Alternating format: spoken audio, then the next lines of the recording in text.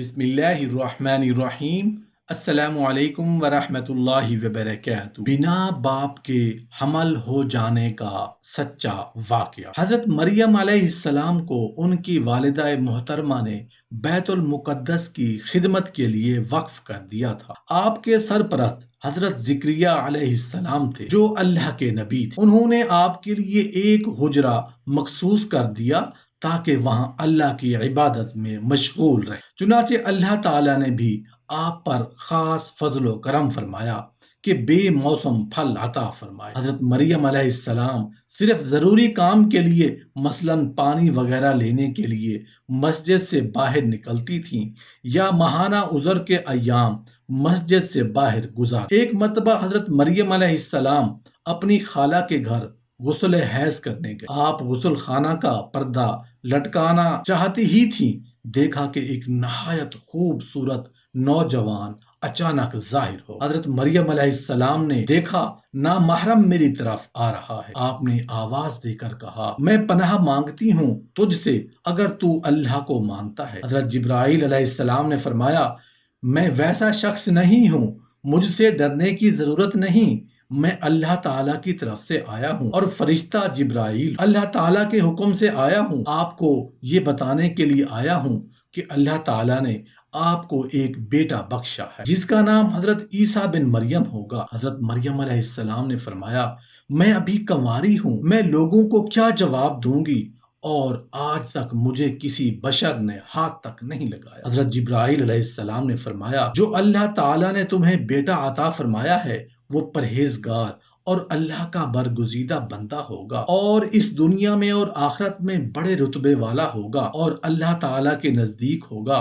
اور اللہ تعالیٰ نے یہ بھی پیغام بھجوایا ہے کہ جو میں کہتا ہوں ہو جا، بس وہ ہو جا۔ بے شک اسی وقت حضرت مریم علیہ السلام کو بشارت دی گئی، آپ کا یہ بیٹا نبی ہوگا، بڑے معجزوں والا ہوگا، بنی اسرائیل میں تورات اور انجیل کا عالم ہوگا۔ ان تمام بشارتوں کے بعد حضرت جبرائیل علیہ السلام نے حضرت مریم علیہ السلام کے سینے میں بیٹے کی روح مبارک پھونک دی، جس سے فی الفور حضرت مریم کو حمل ٹھہر گیا۔ حضرت مریم علیہ السلام فرماتی ہیں، دوران حمل تنہائی میں حضرت عیسیٰ یعنی کہ میرا بیٹا پیٹ میں مجھ سے باتیں کرتا اور فرمان الہی سناتا رہتا۔ اس سارے عمل کے بعد حضرت مریم علیہ السلام واپس اپنی خالہ کے پاس گئے۔ خالہ نے دیکھا حضرت مریم کو تو حمل ہے۔ حضرت مریم نے ساری بات اپنی خالہ کو بتائی۔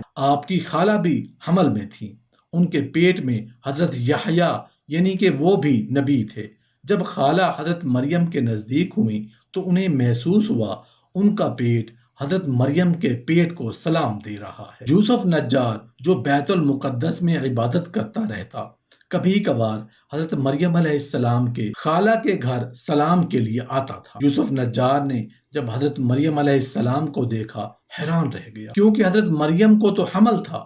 حضرت مریم نے تمام واقعہ یوسف نجار کو بتا دیا۔ جب ولادت کا وقت قریب آیا، حضرت مریم کو بشارت ہوئی کہ اس شہر سے دور چلی جاؤ۔ حضرت مریم یوسف نجار کے ساتھ بیت المقدس پہنچنے تک آپ ولادت کے درد سے نڈھال ہو گئی تھی، اور بیت اللہ میں ایک پرانا مقام تھا جس کے اندر کھجور کا درخت تھا۔ آپ نے اپنی پشت کھجور کے ساتھ لگائی، وہاں پر حضرت عیسیٰ علیہ السلام بغیر تکلیف کے پیدا ہوئے۔ حضرت عیسیٰ علیہ السلام کے ننھے پاؤں زمین پر پڑے تو وہیں سے پانی کا چشمہ جاری ہوا۔ اللہ رب العزت نے ملائکہ کو بھیجا، حضرت عیسیٰ کو غسل ملائکہ نے دیا۔ حضرت مریم 40 دن وہاں رہی، پھر آپ کو بشارت ہوئی اب تم اپنے گھر چلی جاؤ کیونکہ آپ کی سب تکلیفیں ختم ہو گئی۔ آپ کو یہ بھی بشارت ہوئی جب آپ کے گھر والے اس ماجرے کے بارے میں معلوم کریں تو آپ نے کہہ دینا ہے آپ اس بچے سے پوچھ لیں۔ جب بنی اسرائیل نے حضرت مریم کی گود میں بچہ دیکھا تو غصے کے عالم میں پوچھا، یہ کیا تماشا، یہ تو نے کیا برا کام کیا؟ آپ علیہ السلام نے تو حضرت ہارون کی طرح عبادت کرتی تھی، تیری ماں بھی بدکار نہ۔ حضرت مریم نے بچے کی طرف اشارہ کیا، اس سے پوچھ۔ بنی اسرائیل پھر غصہ ہو کر بولے، ہماری نقل کرتی ہے کہ ہم اس بچے سے باتیں کریں، یہ نومولود بچہ ہے، ہم سے کیا باتیں؟ کبھی بچہ یعنی کہ حضرت عیسیٰ علیہ السلام بول پڑا اور کہا، میں بندہ خدا کا ہوں اور خدا نے مجھے کتاب دی ہے۔ جب بنی اسرائیل نے یہ معجزہ دیکھا، بچہ بول رہا ہے، تو ان کی زبان بند ہو گئی۔ پھر حضرت مریم اپنے بچے کو لے کر پوری قوم کے سامنے آ گئی۔ قوم نے پوچھا، یہ تو نے بہت برا کام۔ پھر آپ نے بچے کی طرف اشارہ کیا، پوری قوم نے کہا یہ بچہ ہے۔ حضرت عیسیٰ علیہ السلام بول پڑے اور کہا، میں اللہ رب العزت کا بندہ ہوں، اللہ نے مجھے کتاب دی ہے اور رب العزت نے مجھ کو نبی بنایا ہے، مگر میری پیدائش معجزانے طور پر ہوئی ہے، لیکن میں اللہ کا بندہ ہوں اور نبی ہوں۔ بنی اسرائیل بچے کو بولتا دیکھ کر سب کی زبان بند ہو گئی۔ آپ نے سب سے پہلے جو بات کہی وہ یہ تھی کہ میں اللہ کا بندہ۔ اس کے بعد حضرت عیسیٰ علیہ السلام نے اس الزام کی تردید کی جو آپ کی والدہ محترمہ پر لگایا گیا تھا، جس کی وجہ سے خود آپ کو ناجائز بچہ قرار دیا جا رہا تھا۔ آپ نے واضح کیا کہ آپ کو اللہ نے کتاب و حکمت عطا فرمائی ہے اور جسے یہ شرف حاصل ہے اس کی ولادت غیر شرعی طریقے سے نہیں ہو سکتی۔ اللہ تعالیٰ نے اس بہتان کی تردید کرتے ہوئے فرمایا، اور ان کے کفر کے باعث اور مریم پر بہت بڑا بہتان باندھنے کے باعث اللہ نے ان کے دلوں پر مہر لگا۔ جب حضرت مریم علیہ السلام اور عیسیٰ علیہ السلام کو اٹھائے ہوئے قوم کے پاس تشریف لائیں، قوم کے لیے یہ تسلیم کرنا ناممکن ہو گیا کہ بغیر باپ کے بھی بچہ پیدا ہو سکتا ہے۔ اس وقت حضرت عیسیٰ علیہ السلام نے قوم سے معجزانہ خطاب کیا۔ وہ حضرت مریم علیہ السلام سے بحث کر رہے تھے اور سوچ رہے تھے کہ وہ ہم سے مذاق کر رہی ہیں۔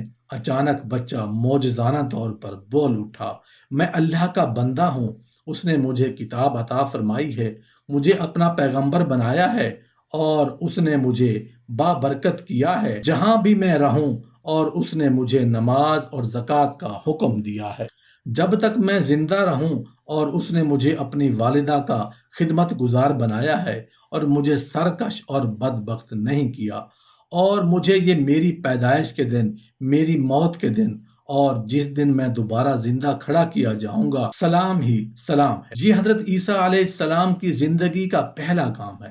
آپ نے سب سے پہلے جو بات کہی وہ یہ تھی کہ انی عبد اللہ، میں اللہ کا بندہ ہوں۔ اس کے بعد حضرت عیسیٰ علیہ السلام نے اس الزام کی تردید کی جو آپ کی والدہ محترمہ پر لگایا جا رہا تھا اور جس کی وجہ سے خود آپ کو ناجائز بچہ قرار دیا جا رہا تھا۔ آپ نے واضح کیا کہ آپ کو اللہ نے کتاب و حکمت عطا فرمائی ہے اور جسے یہ شرف حاصل ہے اس کی ولادت غیر شرعی طریقے سے نہیں ہو سکتی۔ اللہ تعالیٰ نے اس بہتان کی تردید کرتے ہوئے فرمایا، اور ان کے کفر کے باعث اور مریم پر بہت بڑا بہتان باندھنے کے باعث اللہ نے ان کے دلوں پر مہر لگا